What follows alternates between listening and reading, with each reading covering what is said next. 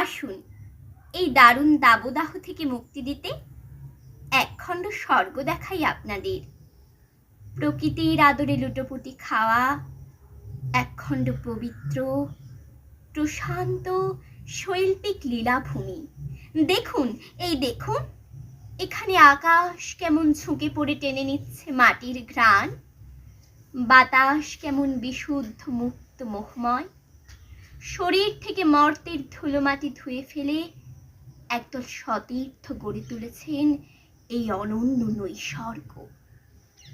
না না, এটি কোনো বাড়ি নয়, এক ঠাকুর মন্দির। ওরা ওরা হলেন ঠাকুর বন্দনায় নিমগ্ন, ঠাকুর অন্তঃপ্রাণ, এই মন্দিরের পূজারিণী। এখানে পুজোর উপাচার পদ্ধতি প্রথা সবই ভারী অদ্ভুত। ফুল নেই, ধূপ নেই, ধুনো নেই, কেবল আছে কিছু অক্ষর, সুর, মায়া, বোধ, স্পর্ধা, আর আছে সেবা, ত্যাগ, ভরসা, বিশ্বাস, এবং সর্বোপরি রয়েছে প্রাণ উচ্চানো ভালোবাসা। এ দিয়েই নিত্য সেজে ওঠে এ মন্দিরের নৈবেদ্যের ডালি। পূজারিণীরা বয়সে, মননে, রূপে, বর্ণে ভিন্ন হলেও ধর্মে অভিন্ন।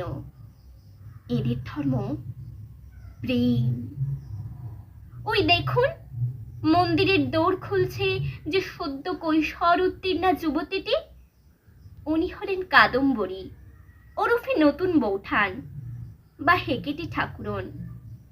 ঠিক তার পাশেই যে প্রাণবন্ত আধুনিকাটি পাশ্চাত্য আখরে সাজাচ্ছেন মন্দির প্রাঙ্গণ, তিনি মারাঠি কন্যা আন্না তরখর।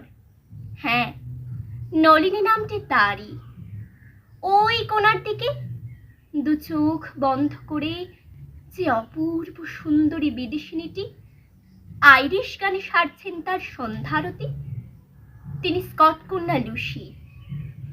দূরে মন্দির প্রাঙ্গণের একেবারে পেছনের দিকের দরজায় যে গৃহবধূটি নিজের আঁচল দিয়ে মুছে দিচ্ছেন দরজার ধুলো, দু হাতে সরিয়ে দিচ্ছেন রাস্তার কাঁকর, তিনি মৃণালিনী দেবী। বেলা, রথী, রানী, অতসী ও সমীর মা।